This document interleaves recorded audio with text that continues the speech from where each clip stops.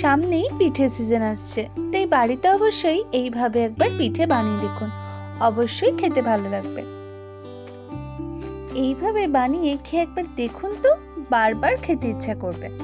খেতে যে কি ভালো হয়েছিল তা বাড়িতে না খেলে বুঝতে পারবেন না। ভিডিওটা প্রথম থেকে শেষ পর্যন্ত দেখার অনুরোধ রইল। চলুন শুরু করা যাক। প্রথমে আমি গুড় দিয়ে নারকেল নাড়ু করে নেব। কড়াইতে সামান্য ঘি দিয়ে কোড়ানো নারকেল দিয়ে দেবো। তারপর দিয়ে দেবো ছোট এক বাটি গুড়। গুড় গলে গিয়ে ভালো করে মিশিয়ে নিয়ে শুকনো হয়ে গেলে নারকেল নাড়ু রেডি। এটা কিন্তু সবাই করতে পারবে। আজকে যেহেতু সুজি দিয়ে ভাপা পিঠা করব, সেহেতু সবার প্রথমে এক বাটি সুজি শুকনো কড়াইতে নেড়ে নেব। বেশি সময়ের জন্য নয়, ওই 2 থেকে 3 মিনিটের জন্য। তারপর যে বাটি মেপে সুজি দিয়েছিলাম সেই বাটি মেপে 1.5 কাপের বেশি বেশি জল দেব। আর দিয়ে দেবো 1 চিমটে নুন। আর সুজি মাখা শুকনো হয়ে গেলে চাপা দিয়ে কিছুক্ষণের জন্য রেখে দেব। ভিডিওটা ভালো লাগলে লাইক, শেয়ার, কমেন্ট করতে ভুলবেন না।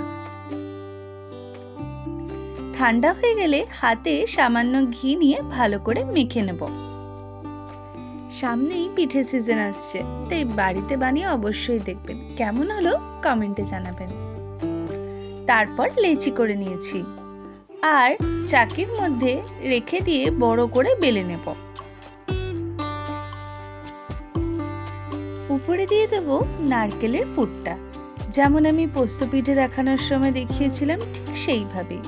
পুরটা একটু বেশি করে দিতে হবে। নারকেলের পুরটা বেশি পরিমাণে না দিলে খেতে ভালো লাগবে না। তারপর রোল করে মুড়ে নেব। এইভাবেই সবগুলো করে নেব। আগের বার পোস্ত পিঠের সময় আমি দেখিয়েছিলাম কিভাবে এটাকে আমরা ভাপিয়ে নেব।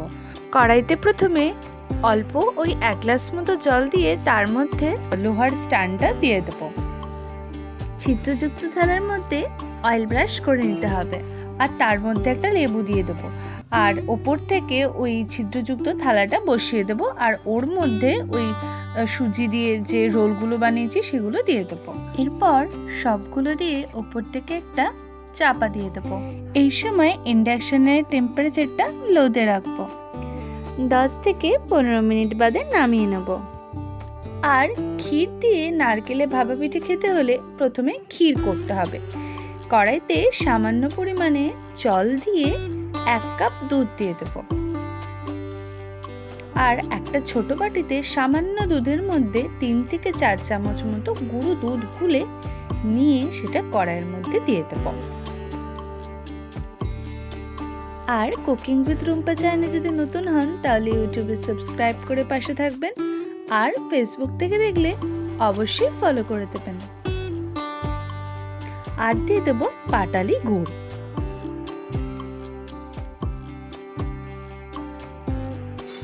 যখন দুধটা ফুটে গিয়ে ক্ষীরের মতো হয়ে আসবে তখন এটা নামিয়ে নেব। সুজির রোলটা নামিয়ে সঙ্গে সঙ্গে কাটবেন না, এটা ঠান্ডা হয়ে গেলে তারপরে কাটবেন, নয়তো ভেঙে যেতে পারে।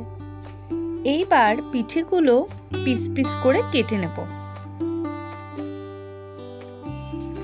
এই মিষ্টি মিষ্টি সুজির পিঠে কিন্তু ছোট থেকে বড় সবারই খেতে খুব ভালো লাগবে। দেখুন, এটা যেমন দেখতে সুন্দর আছে, সেরকম খেতেও কিন্তু খুব ভালো হয়। তৈরি হয়ে গেল নারকেলের ভাপা পিঠে।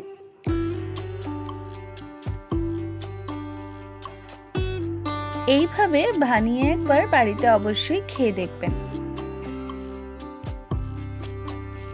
খেতে যে কি ভালো হয়েছিল তা বাড়িতে না বানালে বুঝতে পারবেন না। সামনেই পিঠে সিজন আসছে, তাই বাড়িতে বানিয়ে অবশ্যই দেখবেন, কেমন হলো কমেন্টে জানাবেন। ভিডিওটা ভালো লাগলে লাইক, শেয়ার, কমেন্ট করতে ভুলবেন না। এবার একটা বাটির মধ্যে পিঠেগুলো দিয়ে তার উপর দিয়ে ক্ষীরটা দিয়ে দেবো। নারকেলের সুজির পিঠেটা তো খেতে ভালো লাগছিলই, কিন্তু এর মধ্যে ক্ষীরের প্রলেপ দেওয়াতে যেন এর টেস্টটা আরো দ্বিগুণ বেড়ে গেছে। তৈরি হয়ে গেল ক্ষীর ভাপা নারকেল পিঠে। খেতে যে কি ভালো হয়েছিল তা বাড়িতে না বানালে বুঝতে পারবেন না। আর কুকিং উইথ রুম্পা চ্যানেলে যদি নতুন হন তাহলে ইউটিউবে সাবস্ক্রাইব করে পাশে থাকবেন, আর ফেসবুক থেকে দেখলে অবশ্যই ফলো করে দেবেন।